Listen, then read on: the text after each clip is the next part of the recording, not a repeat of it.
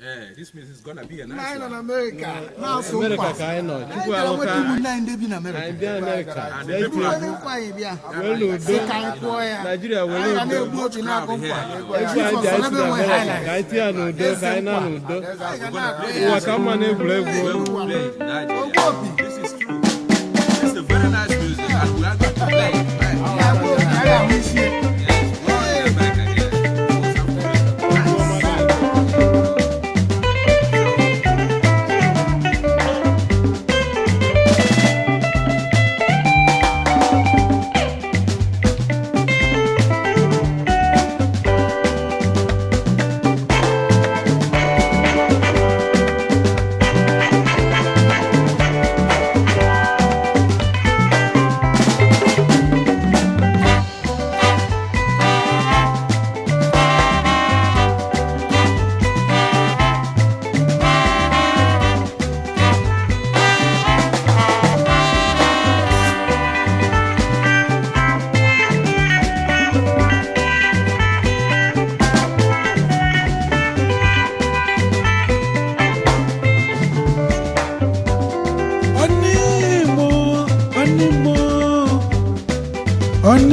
Onigbo aja odogun wonya dojezi no loyibo olu no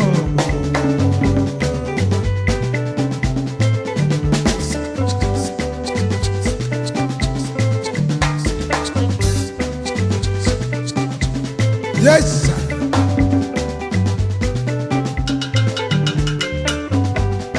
Ọgịnịsọ n'Igbo ji ọlụ Igbo nọ. Ọnigbo nwere ụmụnna gbọdebe n'enu ụwa nabanụ. Emeka nwa n'okwu Olise agọzila nọ.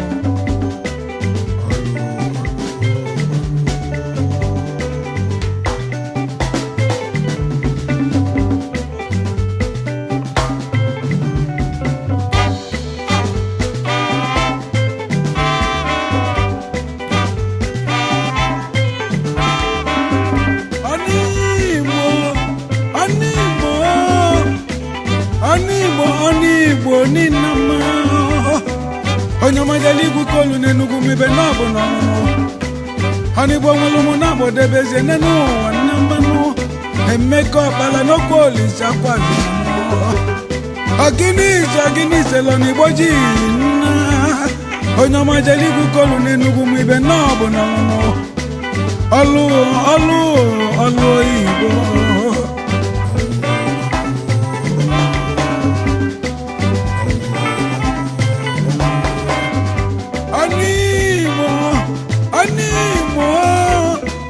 Onigbo nina ọnwụ onye ọma jezi lọlọ Igbo nụ n'Enugu Onigbo jeli igwu kolu n'Enugu nụ n'ọbụzila Emeka ọkpala n'okwu Olise akwazila ezi nwanyị adọ n'Oyibo ọlụ n'ọgbọ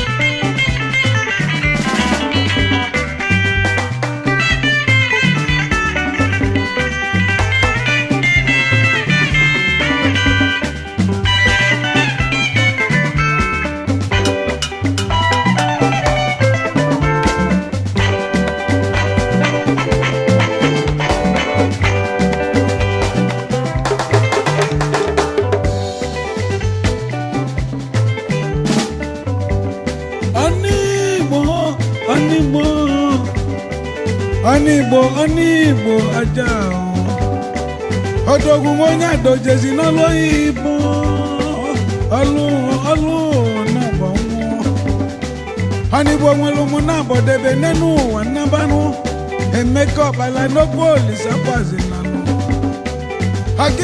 Agini iselo n'Igbo ji nnabanụ onye ọmajeli gwukolu n'Enugu mwibe n'ọbụ na ọnwụ ọlụ